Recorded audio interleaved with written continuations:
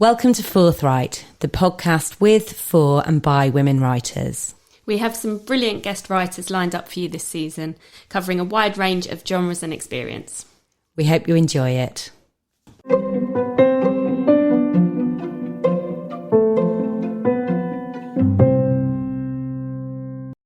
Hello and welcome to the Forthright podcast. I'm Sam. And I'm Anna, and today we're absolutely delighted to have Dr. Reshma Ruia. Hello, Reshma. Hello there. Hello there. So Reshma is a Manchester-based British writer of Indian origin. She has a PhD and Masters in Creative Writing from Manchester University. Her first novel, Something Black in the Lentil Soup, was described in the Sunday Times as a gem of a straight-faced comedy. She's published a poetry collection, A Dinner Party in the Home Counties, winner of the 2019 Word Masala Award, and a short story collection, Mrs. Pinto Drives to Happiness, shortlisted for the 2022 Eastern Eye ACTA Awards. Her new novel, Still Lives, won the 2023 Diverse Reader's Choice Award. Reshma's work has appeared in anthologies and journals and commissioned by the BBC, University of Cumbria and Manchester Literature Festival. She is co-founder of the Whole Kahani, a writers' collective of British South Asian writers. Her writing explores the preoccupations of those who possess a multiple sense of belonging. Oh, it's so lovely to have you here, and I really enjoyed your book, so I'm excited to hear you read some of it for us. I'll just give the listeners the blurb. Still Lives. Young, handsome and contemptuous of his father's traditional ways, P.K. Malik leaves Bombay to start a new life in America. Stopping in Manchester to visit an old friend, he thinks he sees a business opportunity and decides to stay on. Now 55, P.K. has fallen out of love with life.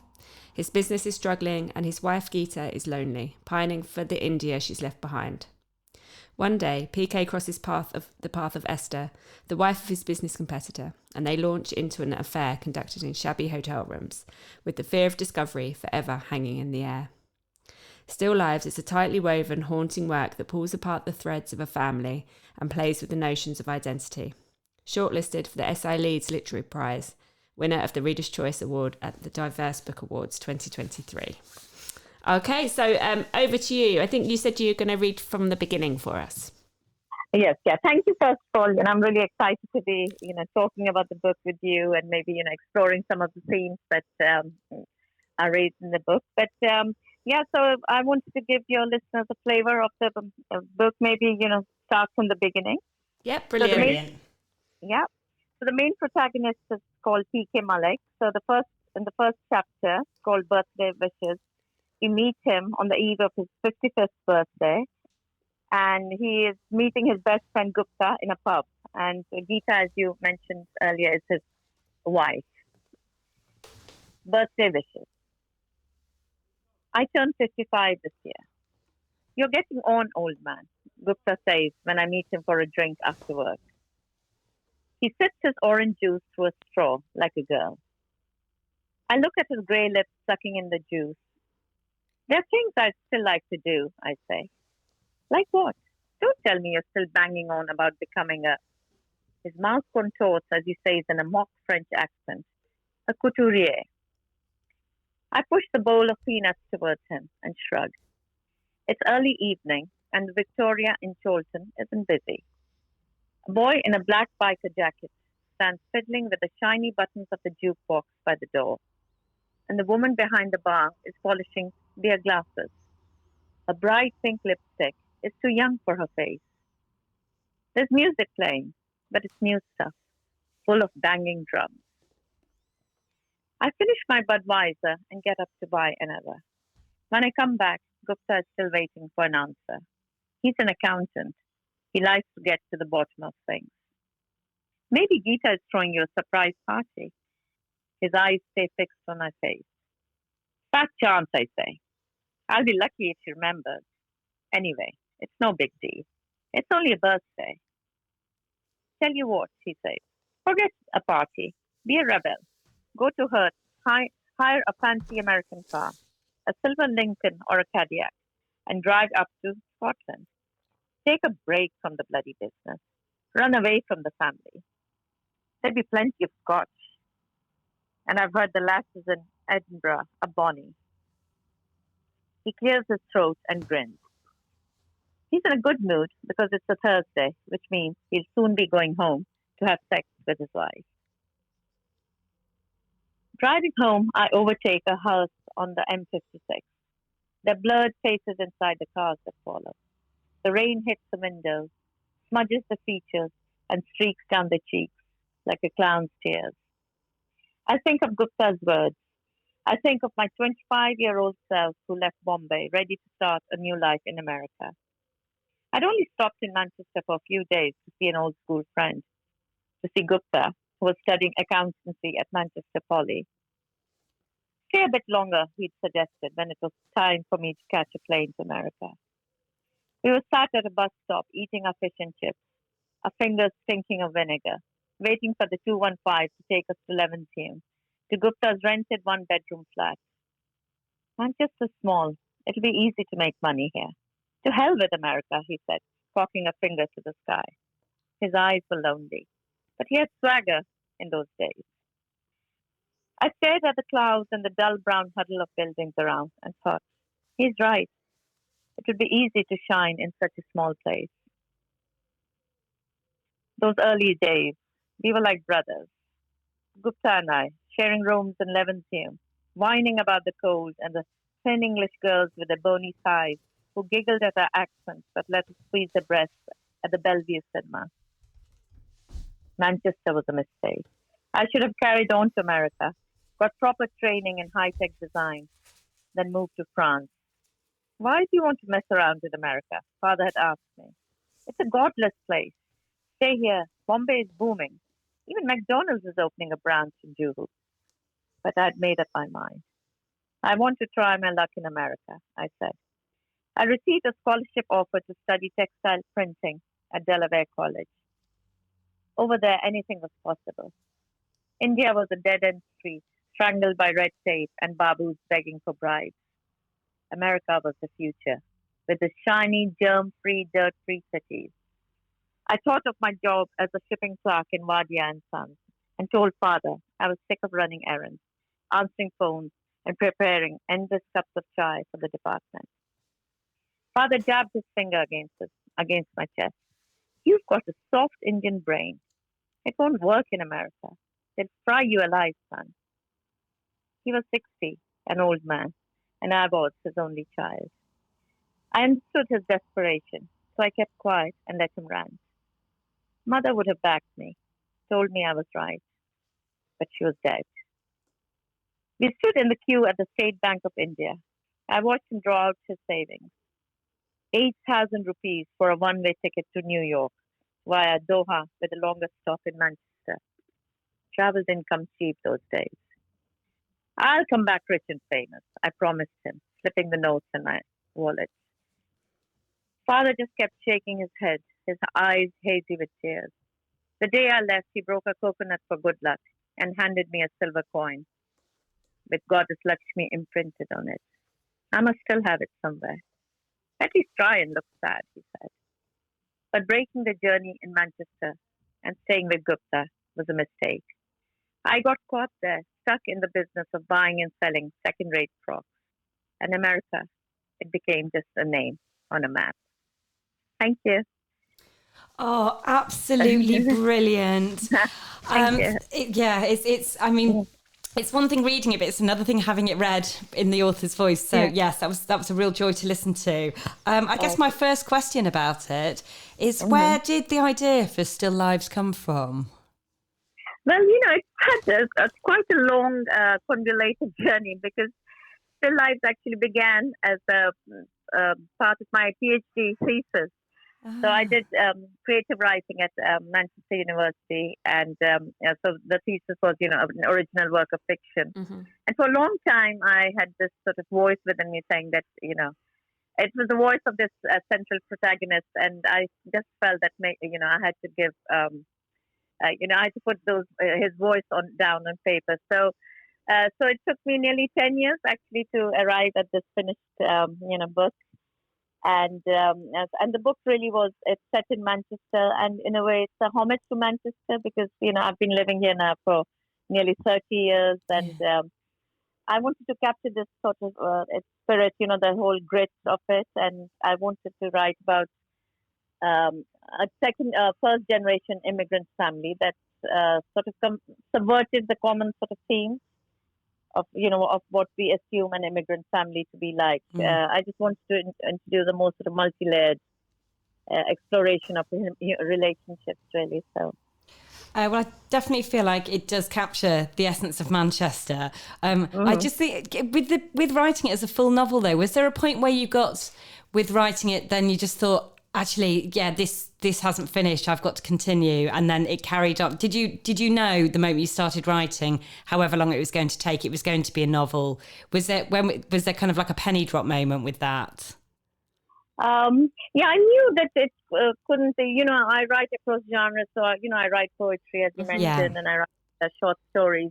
But with this particular story, with this particular narrative, I felt it had a whole sort of narrative arc to it, which needed a much longer form. So for me, I knew from the outset that it should be a novel, because it's, in a sense, it's a journey, the thief's journey from it's like it sort of rises up, and then his rise and his decline. And I mean, without giving away the plot too much, I just wanted the reader to accompany him on this voyage of self-discovery and, in a way, self-deception as well.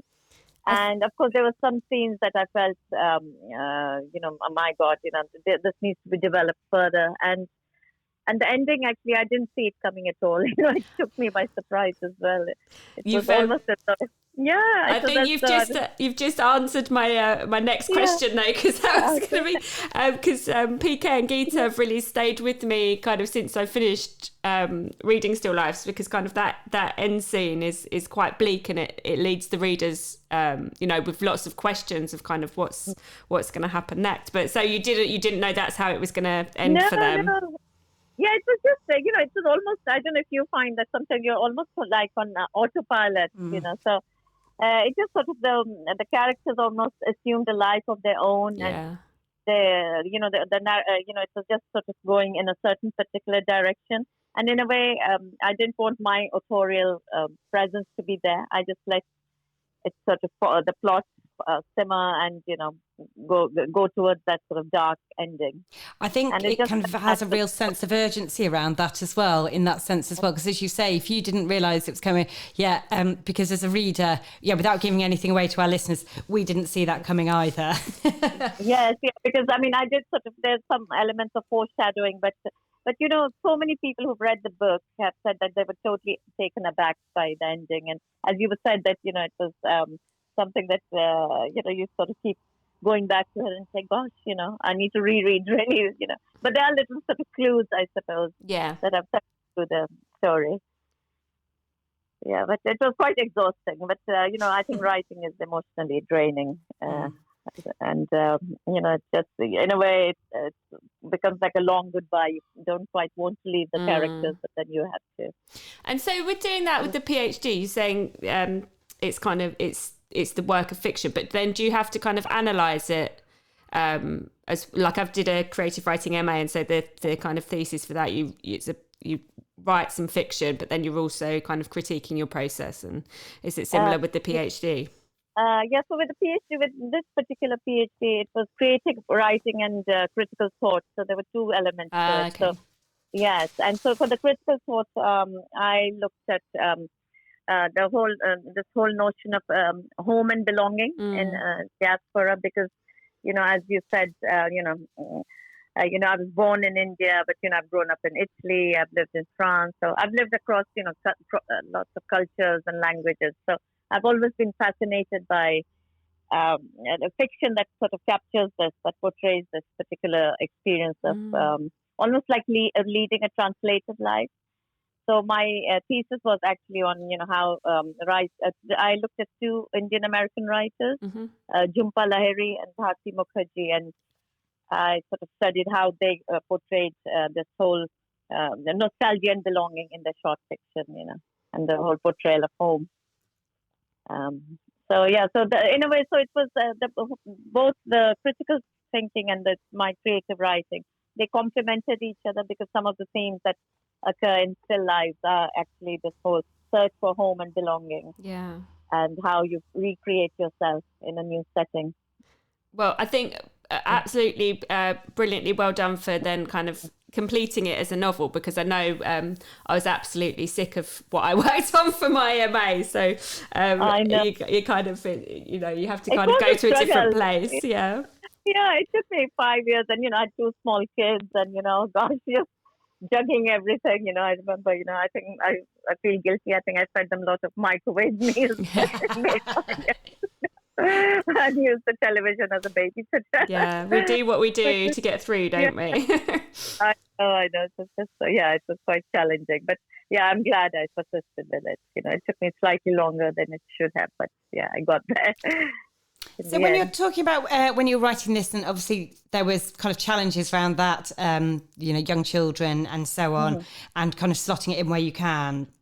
But with your writing routine, like what does it look like now? How do you write? When's your best time to write, and how do you measure if you've had a successful sit down in front of the laptop or not?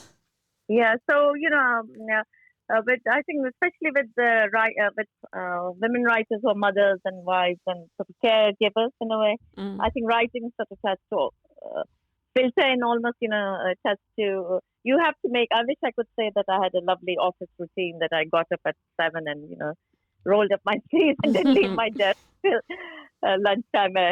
Someone miraculously produced the meal. But no, unfortunately, I need to steal time actually, and so there's no fixed routine. But when I'm writing something, like I've started my new novel, so whatever free space and time I can carve out for myself, I do that. And I mean, there are days, of course, when I'm totally swept off my feet and I can't, I'm attending to other boring bits of things, admin stuff or just, running the house or just, you know what I mean. Yeah.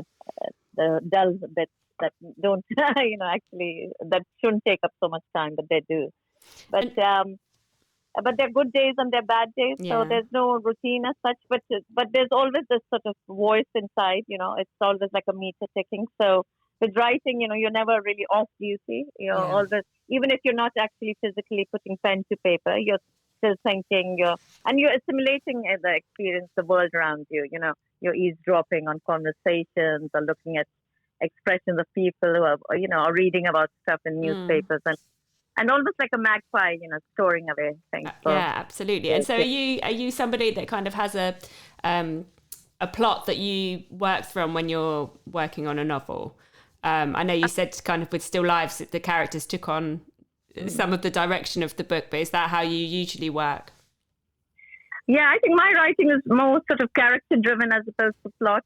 I'm really interested in exploring sort of the inner emotional landscape of people, the choices they make and how they actually react to the consequences of those choices. So for me, it really starts with maybe a particular image or a phrase. And then, in a way, I build, it's almost like a piece of sculpture, that's the sort of initial sort of rock, intangible looking rock. And then I start shaping it. And sometimes, and then, the story sort of flows from there, really. Yeah. So I don't really think of a plot. I might have an idea of something, like I've started writing a crime novel, so I know vaguely the broader sort of brush strokes of it. Yeah. But I'm not really sure how I'll fill in the gaps, and that only happens when I'm sort of in the middle of writing. So is that what you're writing at the moment, a crime novel? Yes. I just thought, it's a genre that I've not attempted before. And, there's such a huge appetite for crime novels, isn't there? At the moment, the whole sort of, you look at every book, bestseller list, and there's always, a few. And I was at the Jaipur Literature Festival earlier this year and speaking about Still Lives, in fact. And Richard Osman was there as well, and he was one of the speakers, and he was just saying, look, Reshma, this is the best way to go. And he's done so well, hasn't he? With his yes, I think if I was Richard Osman, I'd be pretty pleased with myself as well. Yeah. He was lovely. He was very nice, but he was just saying he just hit on this formula, and he said there's such a hunger for crime. So I just thought, more as a challenge to myself. I just thought, let me try and see, I think that's really inspiring, to not feel wedded to a genre or a style. And so I guess for yourself, then, if obviously you write short stories, poetry, you write kind of cross-genre novels, what kind of stuff do you like to read yourself, like in your downtime? Yeah, what do I like to read? It varies, actually. I've sort of got... I know what I don't like to read. I think I'm not really drawn to science fiction or sort of airport thrillers in a way, I love sort of writers who have a quiet voice, in a way, like Alice Munro and Tessa Hadley. In fact, she was my external examiner for my PhD. And, Colm Tobin. So, writers who put relationships at the forefront of their fiction. And I love American writers, actually. I love writers like Elizabeth Strout. I love the way they use language, without too much fuss. Yeah. And it almost sounds, it's almost a realist fiction in a way. I don't know if you could say that, but you can imagine it, you can imagine yourself saying that, or you can imagine there's this element of relatability and a sort of sensitivity and about the understanding of the human condition. I think that's really... Yeah, I think there is something very powerful about kind of character-driven stories, and I think it also ties into what you were saying before about eavesdropping in on things as well. I think you can tell people who enjoy writing character because they're often like, picking up little bits and snippets of things here and there. So yes, I can see how those two things sit really, really kind of comfortably with each other. I just think, like, for you as a writer, did you always know that's what you wanted to do, or what kind of drew you into creative writing? I was quite a sort of shy and timid child in a way, So, and I hated sports. So for me, the libraries were a natural refuge, So whenever I would invent some excuse to skip PE, and I would hide. And I think it was like a natural progression, up to, from reading to writing. So I think all writers actually begin their lives as readers, really. And it just opened so many worlds for me, as I grew up when I was very young. I was in India, and I remember reading stories by Enid Blyton and P.G. Wodehouse, and I just thought, my God, there's these entire worlds. Of course, at that point, I didn't know that I would be leading such a sort of traveler's life in a way. But and then subsequently, we moved to Rome, and then I was living in Paris, and each time books have been one constant. I think when when your boundaries are constantly shifting, there's some familiar books that you can reach out, and they, in a way, they anchor you to yourself. So there are a few books that that have accompanied, and there's some books that I keep rereading, and because of that love for language, I just naturally sort of progressed to writing. And initially, it was with poetry. I think most of us begin life as confessional poets, and then and I started writing poetry, and actually, before that, in my sort of earlier life, I was actually an economist with the UN. So I didn't really study English for my undergraduate or postgraduate degrees. And when in Rome, I was working with the UN, and I was doing, writing economic reports. But at my sort of, my love for literature was always there. And wow, that's quite a gear shift, though, isn't it? I know, it really was. So there I was, writing reports about, debt and structural adjustment, and how to balance the books in say in sub-Saharan Africa. But then in a way that sort of fueled my it's in a way provided certain themes as well, because I was dealing with countries which were desperately poor. Yeah. But I wanted to and I was working in the field as well. I spent some time in Ghana, then I was working in India, and while talking to people who, are sort of at the ground level, I thought, my God, these people aren't just statistics.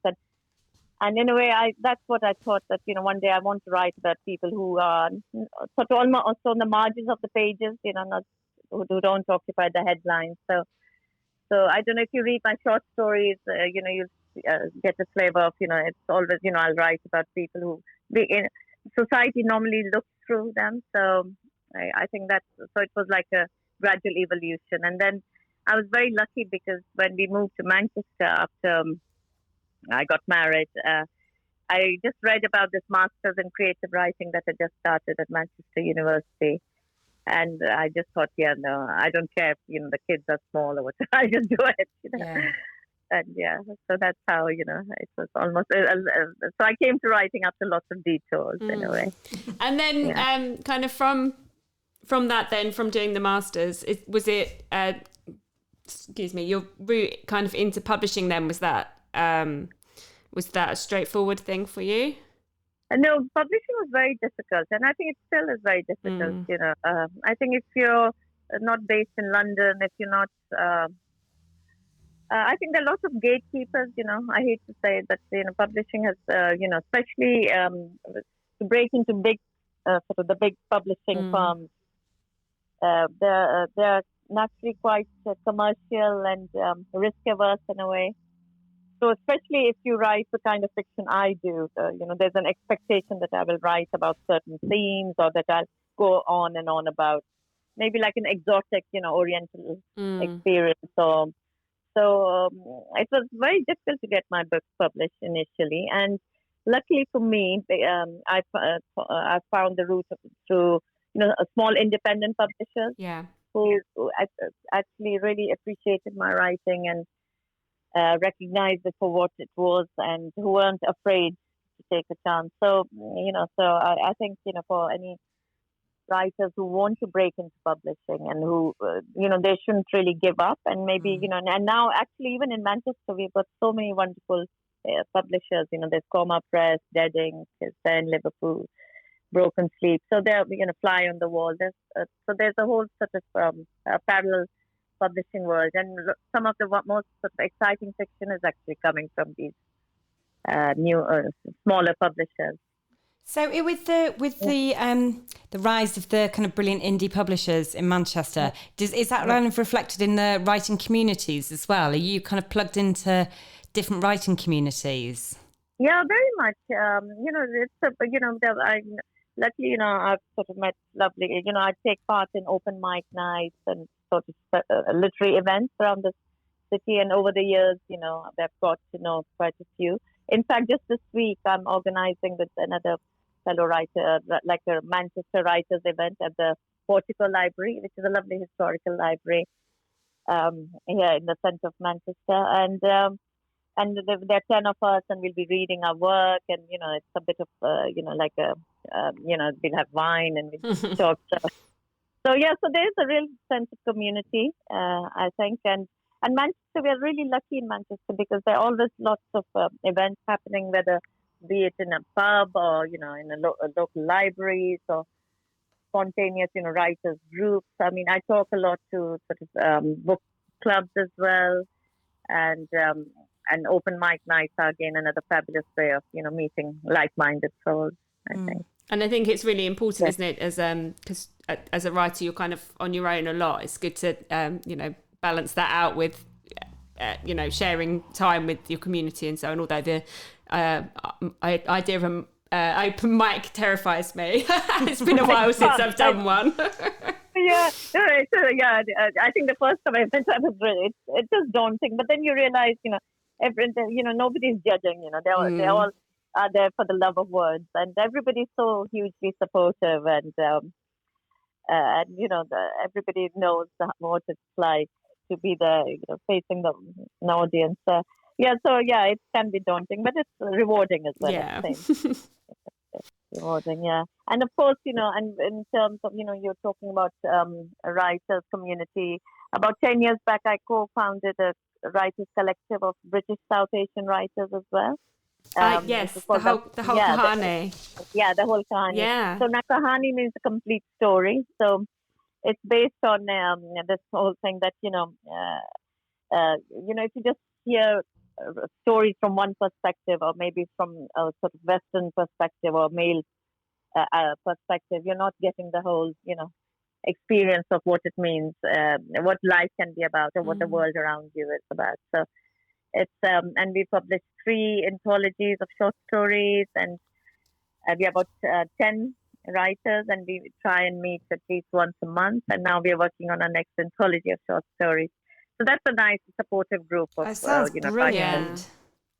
Yeah, it was. And I mean, during COVID, it was challenging, but we sort of met over Zoom, etc.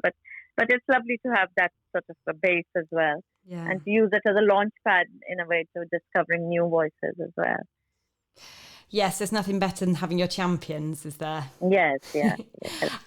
So we're nearly out of time, but we just have a final question for you, which is that some of our listeners will be coming new to writing, they'll be emerging writers, or just thinking about this as a kind of an option. And I just wondered, what piece of advice would you give to a kind of a more emerging writer, or even to yourself at the beginning of your writing career? Yeah, I would... Really, I think self-belief, I think it's very important. I think you really need to have be Teflon coated, really, because rejections will be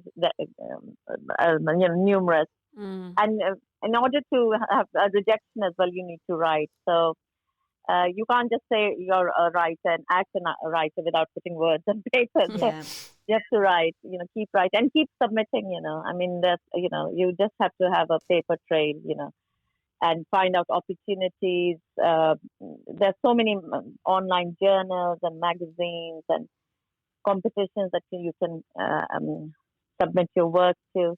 So I would say, keep writing, keep submitting, because it's wonderful then to see, there might be 5 no's, but then that one single yes can just mean all the world. So that's definitely one advice I would give, that keep writing. And the second advice would be to keep reading, actually, because, you have to keep growing as a writer. And in order to find your own voice, you have to recognize other voices and then find, learn to distinguish your own voice among the whole sort of cacophony of different voices. Brilliant. So read widely. Absolutely. So to keep on writing, keep on reading, and don't give up. Are they the essence? Yeah, because this is a long game. It's a marathon, not a sprint. Yeah, I think that's absolutely. Well, it has been a total joy to speak to you. Thank you so much for spending some time with us this evening. Oh, thank you so much for having me. It's been so, it's always so wonderful to be able to talk about one's work. And I hope, your listeners, your audience can take away some nugget of wisdom. Well, we absolutely loved hearing from you. And so for people who are listening, and if they wanted to find any of your short stories or your poetry, your novels, your new novel that you're writing at the moment, are you on any of the social medias? And in which case, how would they find you? So I'm on Facebook, I'm on Instagram, and I'm on Twitter, or X as they call it. And I've got my own website as well, so they just have to Google me. And of course, I'm on Amazon and all the bookstores and etc. They can order my copies. And I'm always, I love receiving feedback from readers. So if they can drop me a line, that would really mean a lot. Brilliant. A lot. So there are lots of ways of reaching me. That's brilliant, and we can put the link to your website and so on in the show notes anyway. But please. That would be lovely. Thank you so much. Been great for chatting. Thank you. Thank you so much. Thank you. Bye bye.